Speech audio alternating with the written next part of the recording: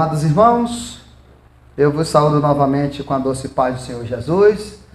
Amém. Saúdo você que está no nosso canal, o canal da Primeira Igreja Batista da Ilha das Flores. Eu quero agradecer a você, por estar nos acompanhando sempre. E queria dizer para você que é uma alegria muito grande poder chegar aí até na sua casa. Não sei o dia que você está assistindo essa mensagem, mas sei muito bem que o Senhor vai falar com você. Para você que nos acompanha e para você que está aqui, hoje nós vamos meditar no livro de Jeremias, capítulo 18.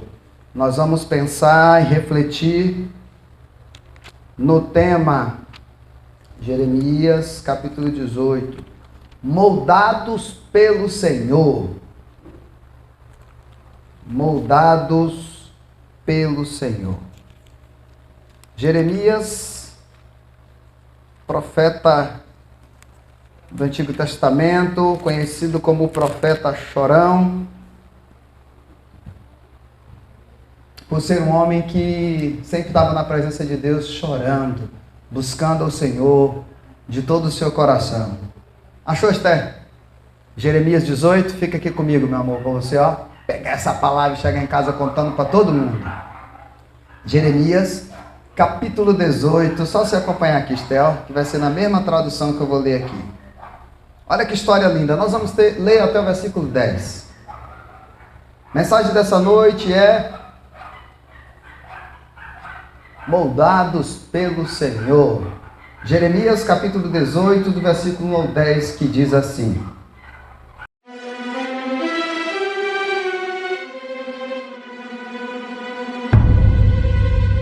Jeremias, capítulo 18. O Senhor Deus me disse: desça até a casa onde fazem potes de barro, e lá eu lhe darei a minha mensagem.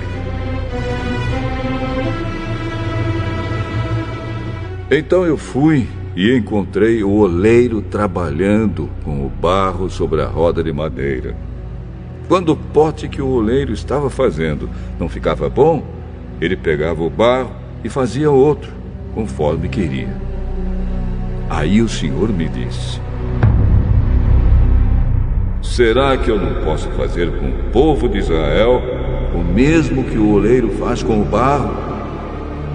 Vocês estão nas minhas mãos, assim como o barro está nas mãos do oleiro. Sou eu, o Senhor, quem está falando. Em qualquer momento posso dizer que vou arrancar, derrubar ou destruir qualquer nação ou reino.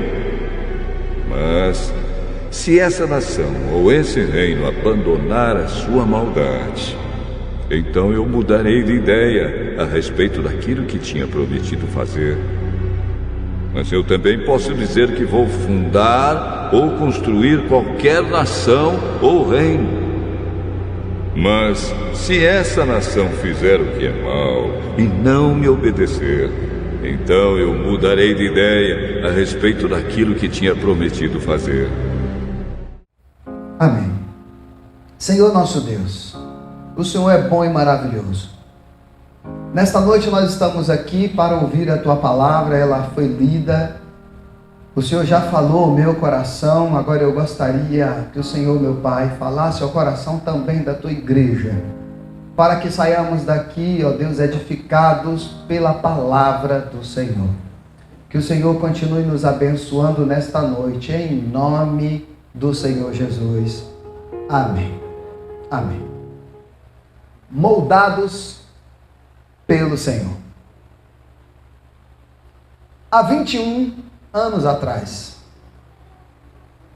21 fez no ano passado, no mês passado. E curiosamente, em 25 de setembro, eu comecei a passar por este processo, Jonas. E cada um de nós aqui também, em algum momento da sua história. E às vezes aquelas pessoas que nasceram em lar cristão, talvez pensam que não, né? Não, eu já nasci tipo um vaso pronto. Não, você também está nesse processo. Todo ser humano um dia nasce do processo gestativo, né?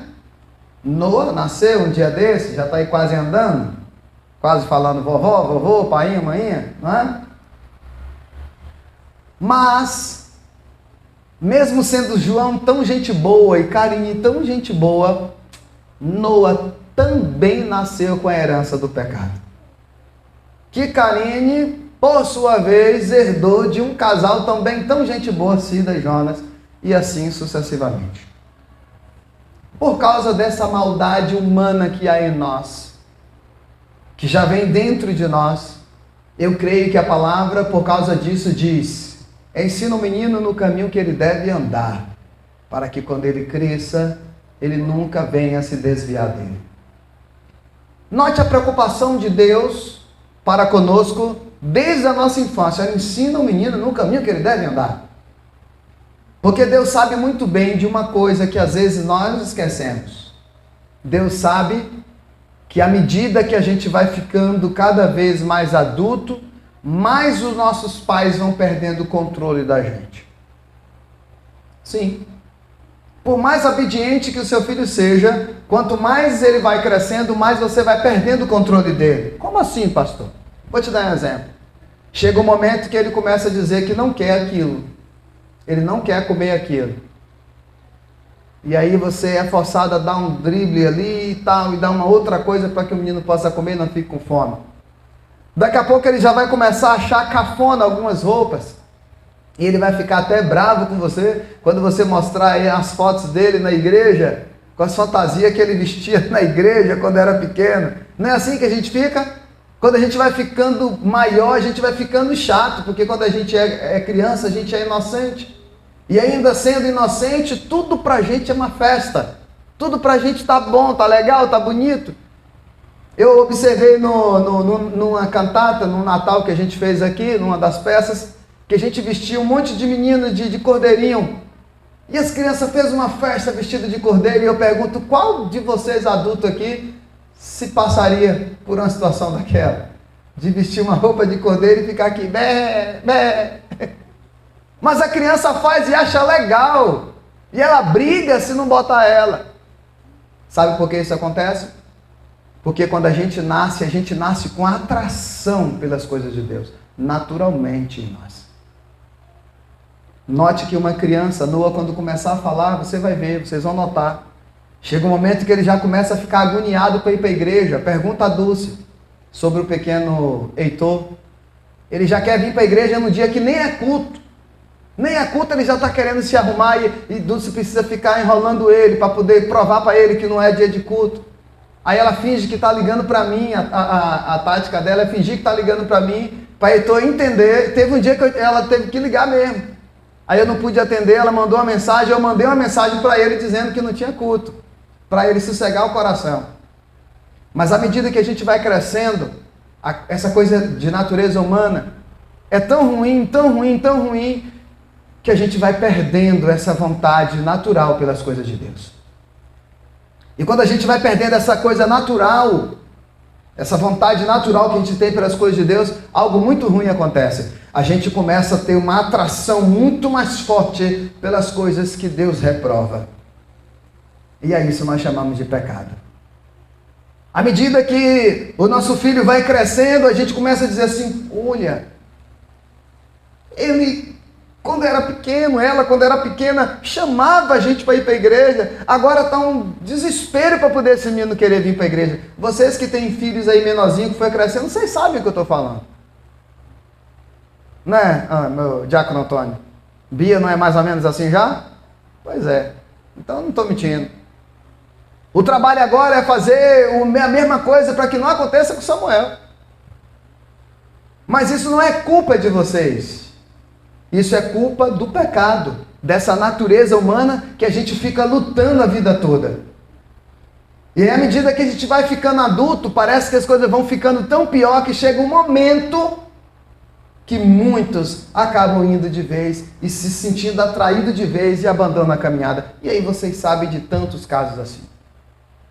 Cresceu na igreja, conhece a palavra, mas não tem mais prazer nenhum de acordar e vir para a escola bíblica dominical. Por quê? Porque essa atração natural que ele tinha por Deus, foi perdendo. Mas à medida que ela foi perdendo essa atração natural por Deus, ela foi ganhando essa atração natural também pelo pecado. Porque é isso que a natureza humana faz. Aí a gente nasceu, cresceu, foi desenvolvendo, mas chega o dia que todo ser humano precisa nascer de novo, irmão Volmer. Há aquele dia que nós temos a necessidade de ouvir a palavra de Deus, de permitir que ela venha ao nosso coração como uma flecha, e a gente aquece o coração, e na hora que o pastor pergunta quem nessa noite quer aceitar Jesus, parece que a igreja se abriu todinha, ficou só eu e o pastor. E a gente levanta a mão e diz, eu quero, com o coração na boca, saltando ali, e a gente diz, eu quero aceitar Jesus. E aí, aquela atração por Deus volta de novo. E os crentes dão um nome a isso. Essa atração volta tão forte. Você que está me assistindo aí, essa atração por Deus volta tão forte que os crentes chamam essa atração de primeiro amor. E aí os crentes falam assim, olha, ele está no primeiro amor. Ele quer evangelizar todo mundo, ele quer sair para falar de Jesus para todo mundo, quer cantar, quer pregar, quer fazer tudo, está ali cheio de Deus, porque a atração voltou de vez. Aquela atração lá da infância, ela volta de vez, e é isso que a gente chama de primeiro amor. O grande problema é que no decorrer da caminhada, essa atração começa a voltar a cair. E aí os crentes também dão um nome para isso. Não só os crentes, né? Na verdade a palavra diz que é o esfriamento espiritual. Só que nesse período em que nós estamos no processo da caminhada, que a gente aceitou Jesus como Salvador, chega o momento e o exato dia de acontecer comigo e com você o que Deus queria falar para Israel através do profeta Jeremias. Irmãos, Deus, ele usa didáticas diferentes para falar com o seu povo. Naquele momento, Deus parou e pensou, eu quero falar sobre isso aqui. Eu quero falar sobre ser moldado por mim. Eu quero falar sobre eu pegar o povo e mudar o povo e transformar o povo. Mas como que eu vou falar isso? E Deus tem a brilhante ideia de mandar o profeta ir na casa do oleiro. O profeta chega lá e a palavra de Deus para ele é esta. Olha só, esta é a palavra que veio a Jeremias da parte do Senhor. O texto diz. E qual é a palavra que Deus dá? Vá à casa do oleiro. Ali você ouvirá a minha mensagem. Quando Jeremias vai na casa do oleiro, ele se depara com uma cena que eu e Marcelo conhecemos muito bem. Lá em Maragogi-Pinho, lá em Nazaré, tem muitos oleiros. E ele se depara com um homem que da forma mecânica vai rodando um negócio assim com o pé, um torno, e aquilo vai rodando ali uma espécie de como se fosse uma roda mesmo de madeira, às vezes de madeira, na maioria das vezes de madeira. E naquela roda ele coloca um punhado de barro. E dali o oleiro dá uma forma. Só que nessa noite eu queria observar essa história com vocês um pouco antes. Você sabia, você que está em casa aí, que é da Bahia, vocês sabem, mas vocês sabiam que não é de qualquer barro que se faz um vaso? Não é de qualquer barro. Senão o oleiro poderia chegar assim, cavar em qualquer lugar, pegar aquele barro, levar para a olaria e lá fazer o vaso. Não é qualquer barro. Tem a argila certa.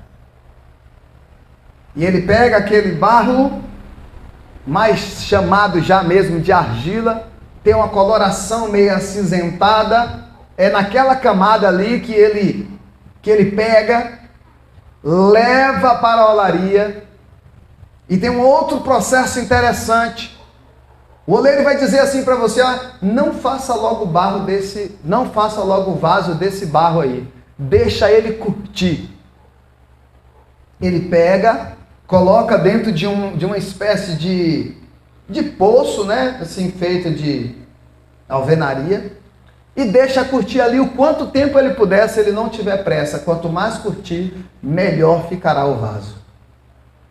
Tem uma outra coisa interessante nessa história, é que quando ele começa a fazer o processo ali no torno, minha querida, meus queridos irmãos e você que está me vendo, começa a aparecer impureza, que chega a ferir a mão do oleiro. As pedras, às vezes algum caco de vidro, começa a aparecer ali as impurezas. Aparece também ali naquele processo mecânico. Hoje tem máquinas que já até tiram as pedras, mas no processo mecânico vai acontecer isso. Começa a aparecer também muita raiz pequena mesmo, assim, de coisas da terra que estava brotando e que foi junto com o barro. E ali no processo mecânico que começa a aparecer, ele tem que catar aquelas raízes, porque senão quando seca, ele vai aparecer no vaso. E um vaso bem feito precisa ter um barro bom. E o barro bom, sendo feito pelo bom oleiro, o vaso dificilmente vai rachar. Se o barro não estiver bom, o vaso trinca com facilidade. Mas tem um outro processo interessante, irmãos, que talvez você esqueceu também. É que na hora que o oleiro prepara o vaso, vem o momento mais dolorido, Karine. Micácia, vem a hora mais dolorida do processo. Talvez você pensou que fosse na hora que estivesse sendo moldado. Não. Na hora que está sendo moldado, o oleiro bota água. A mão fica lisa. O processo é bom. É como se você estivesse sendo massageado por Deus. Na hora do processo ali, pensando que Deus é o oleiro da história e eu e você é o barro. Na hora que está sendo formado ali, Esther, tá legal, porque aquele negócio vai rodando, esqueci o nome, vai rodando, e aí ele vai colocando água, e vai ficando molinho, e ele vai dando a forma que ele quer. Na história, Deus, falando com Jeremias, Jeremias disse que ele viu quando o vaso que já estava quase pronto, se partiu. E ele então, irmã Parecida, refez o vaso como ele queria. Eita glória! Já está entendendo aí, né? Já está entendendo, né? Isso foi o que aconteceu comigo e com você. A gente foi feito pelo Senhor. Nós nascemos, eu dei o exemplo de Noa, nascemos. Mas chegou o dia que Deus viu que a gente precisava nascer de novo. E então Ele foi lá e nos quebrou, para nos fazer de novo. Aleluia.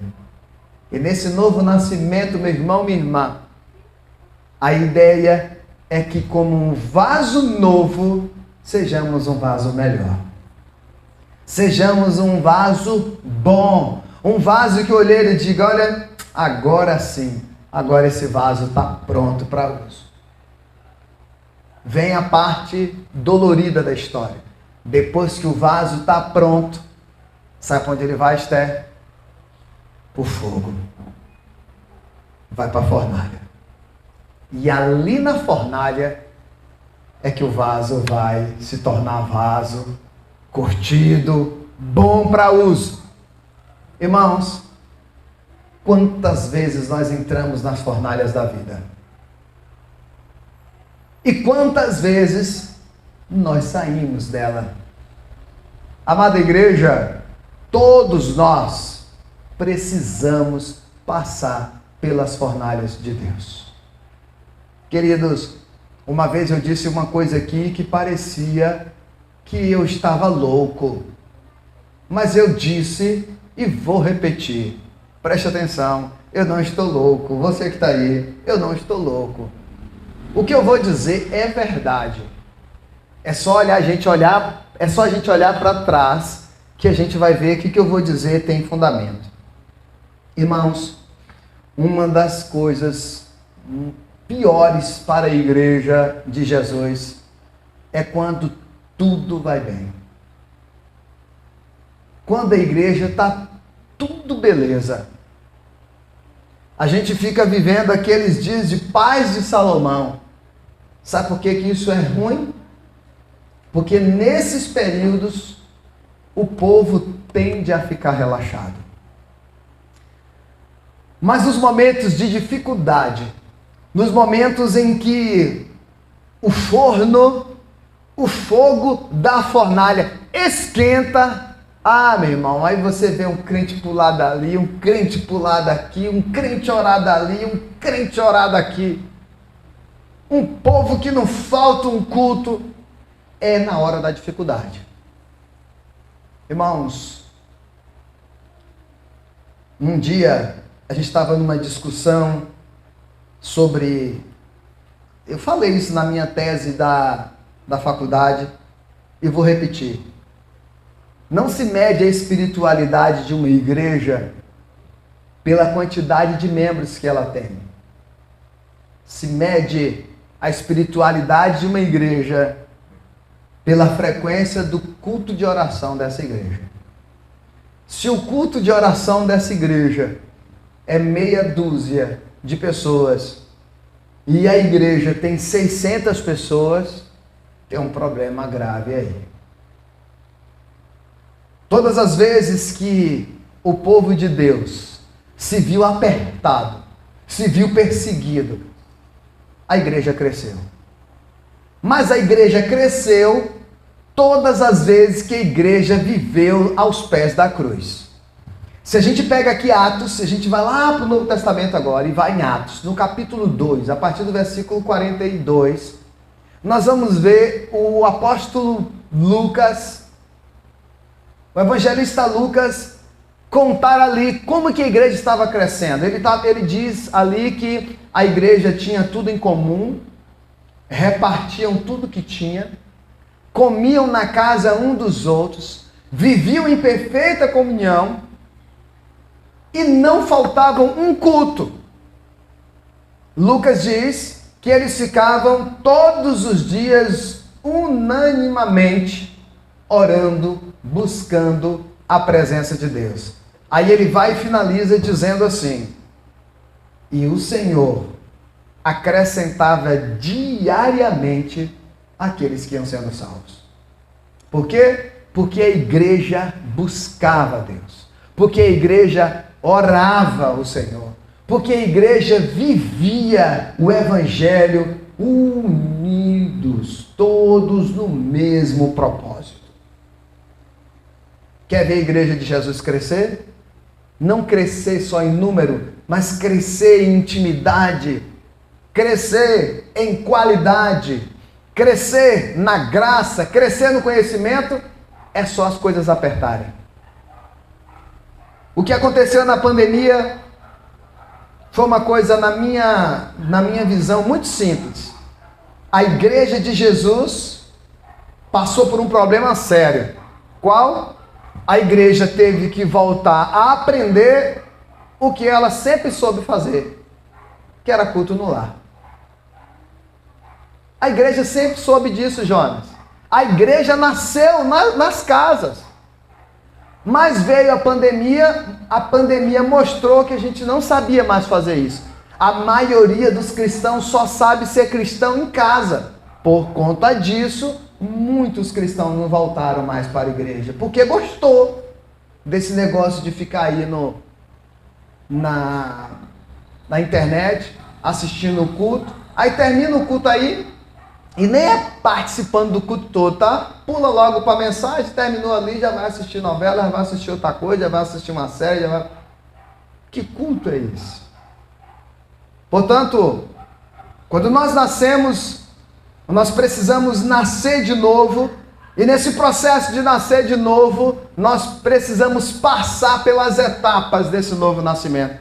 E é por isso que a mensagem é com o tema desta noite: moldados pelo próprio Deus, moldados pela mão do Senhor. Irmão, eu queria que você pensasse, você que está aqui, você que está aí em casa, em qual dessas etapas você está? Você ainda está como o barro cru? lá no mato, lá no lugar ainda para ser retirado da natureza. Você já está na olaria. Você já está ali na roda ali, que eu esqueci o nome, para o oleiro começar a girar e começar a te moldar. Em que etapa você está? Aí talvez você tenha até pensado, ô pastor, eu já estou no forno. Eu já estou aqui dentro do forno. Pelas lutas, pelas tempestades que eu estou passando, eu estou no fogo, pastor. Estou no forno. Irmão, eu queria te lembrar o seguinte. É no forno que nós vemos a glória de Deus. É no fogo que a gente vê a glória do Senhor. Por quê, pastor? Porque todas as vezes que eu e você passamos pelo fogo, nós saímos mais fortes. O que é que as dificuldades dessa vida faz com a gente? Duas coisas. Ou ela nos derrota, ou a gente passa por cima dela e ela nos faz mais cascudos. É justamente por isso que a maioria de nós estamos aqui. Como nós nos tornamos cascudos. Como nós nos tornamos, vasos duros. Alguns até brincam dizendo assim, ixi, vaso ruim não quebra, né? Não, você não é ruim não. É que na fornalha que você foi feita, fez de você um vaso cascudo, um vaso bom, que não quebra facilmente. Graças a Deus por isso. Jonas e Cida com certeza devem me entender bem quando eu digo que fico abraçando as paredes da minha casa, porque imagino quando vocês chegam em casa, que abre aquele portão, que ele nem precisa você descer mais do carro, e que entra naquela casa, e imagina aquela lá da maré, não é, Jonas?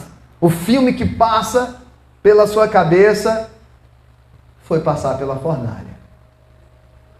De viver aquela tensão da maré enchendo, balançando, das meninas querendo pular na maré. E hoje a gente tem tanta vitória de Deus para contar. Mas a gente já passou pelas fornalhas. Irmãos, a história continua.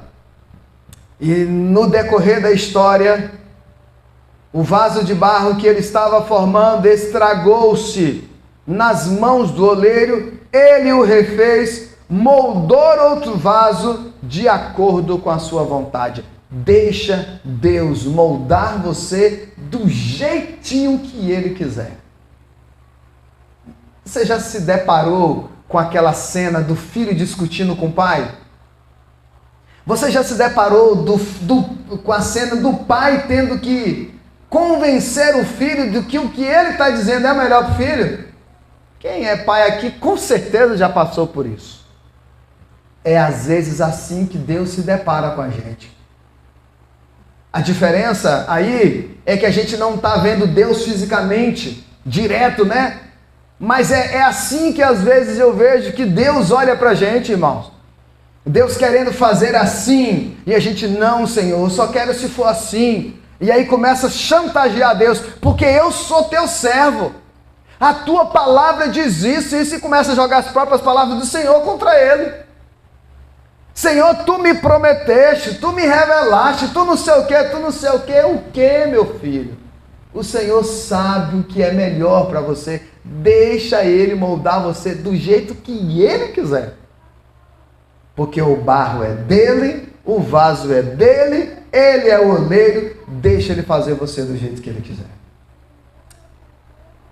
Mas passar pelas mãos do oleiro é dolorida, porque Deus nos leva para o fogo. Então, para finalizar a conversa, Deus chama Jeremias de novo e diz: ó comunidade de Israel, será que eu não posso agir com vocês como fez o oleiro? Vocês não passa pela cabeça de vocês que eu posso fazer com você igual o oleiro fez aí? Fazer, desfazer, refazer de novo? Será que eu não posso fazer isso com vocês?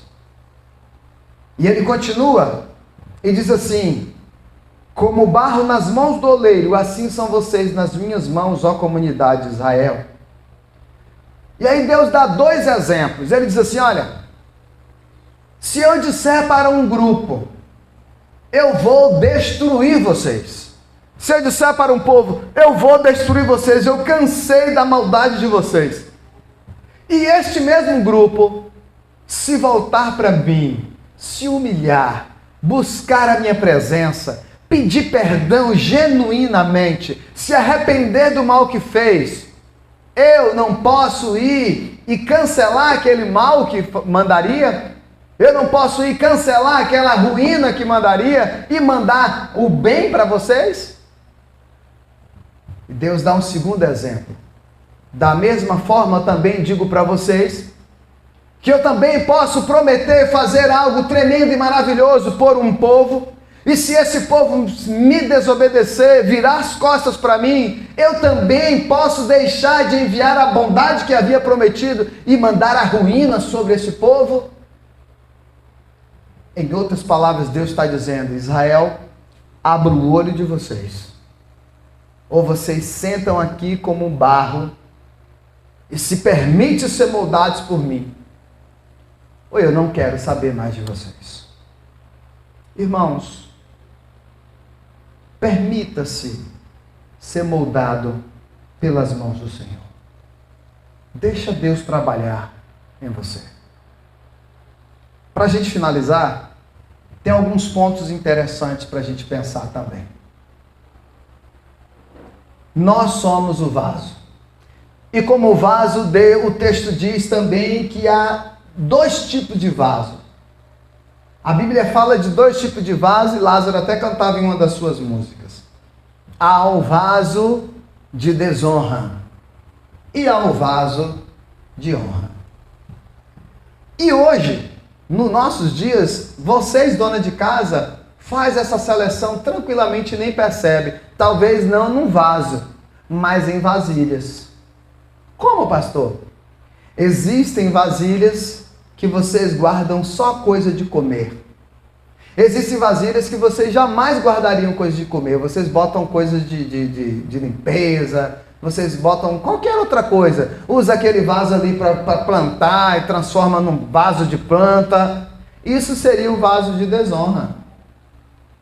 O vaso de honra é aquele vaso que as donas de casa de antigamente, que vocês não fazem mais isso. Mas antigamente as donas guardavam e só aparecia aquele negócio na visita. Né? Esse é o vaso de honra. O vaso de honra é aquele jogo de prato, aquele jogo de copo que bota-se para a visita usar. Porque a visita é especial, é um vaso de honra. Sinta-se honrado, minha visita, porque esse vaso aqui, esse prato só fica guardado, mas porque você está aqui, esse vaso vai ser usado, essa vasilha vai ser usada, porque você é uma pessoa de honra. É isso que você está dizendo quando você bota domistes, um prato para uma pessoa, quando você só deixa ele guardado. Na Bíblia, o vaso de honra era o vaso que guardava as especiarias do Senhor.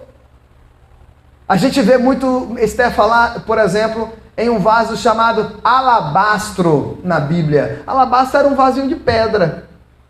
Era como se fosse um frasco de um perfume muito caro hoje. Era na época. Colocava ali mirra ou qualquer outra especiaria muito cara. O vaso de alabastro, ele era duro e ele era bom. Dificilmente ele quebrava. Por isso que se guardava as coisas mais caras. Um vaso de honra.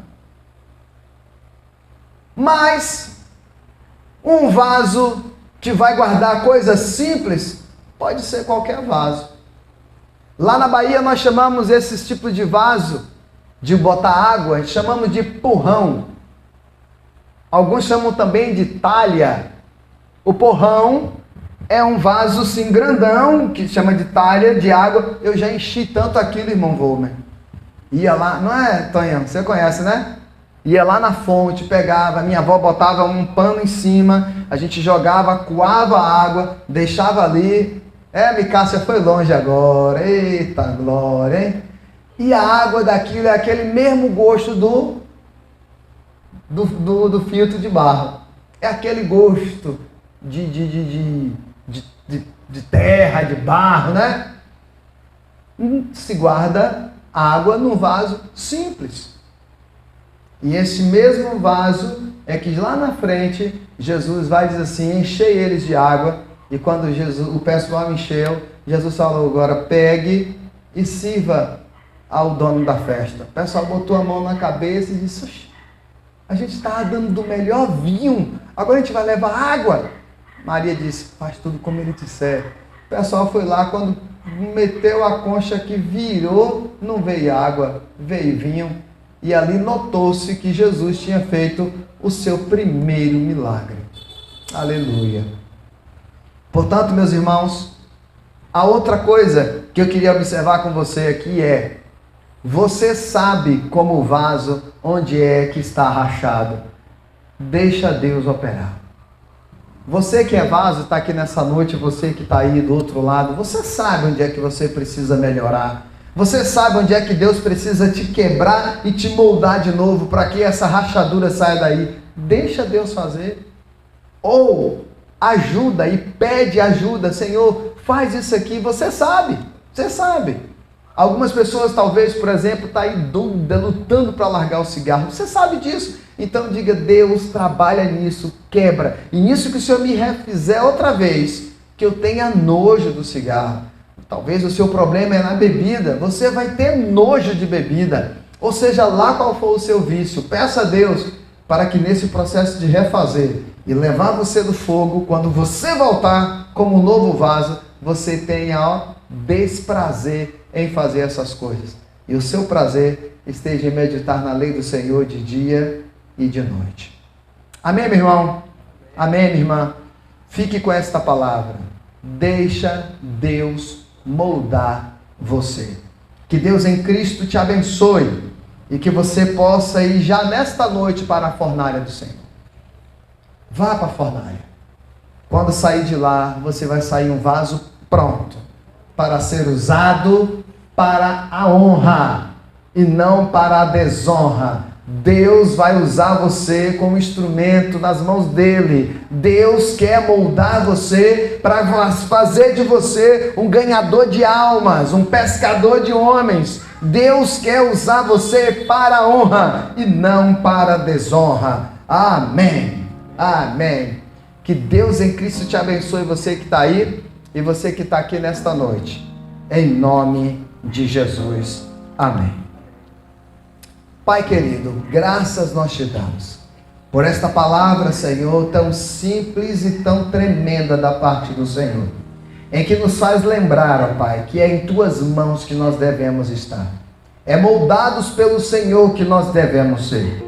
Pai, nos toma como um barro, Senhor, que precisa ser lapidado. Se necessário for, nos quebra e nos faz de novo conforme a tua vontade e não a nossa, para que sejamos usados para a honra e para a glória do teu nome.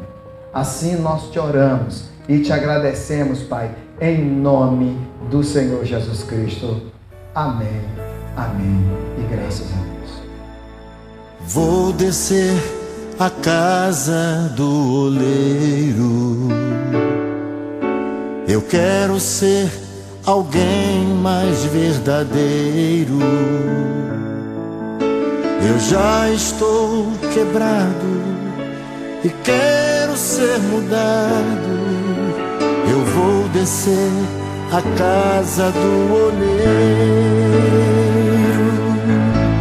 Quero tirar a capa e te olhar nos olhos para perder o medo de me entregar completo.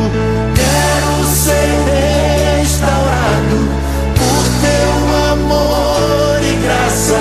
Eis-me aqui de novo, faça o teu trabalho. Eu vou descer à casa do oleiro. Eu quero ser alguém mais verdadeiro. Eu já estou quebrado e quero ser mudado. Eu vou descer à casa do oleiro. Quero tirar a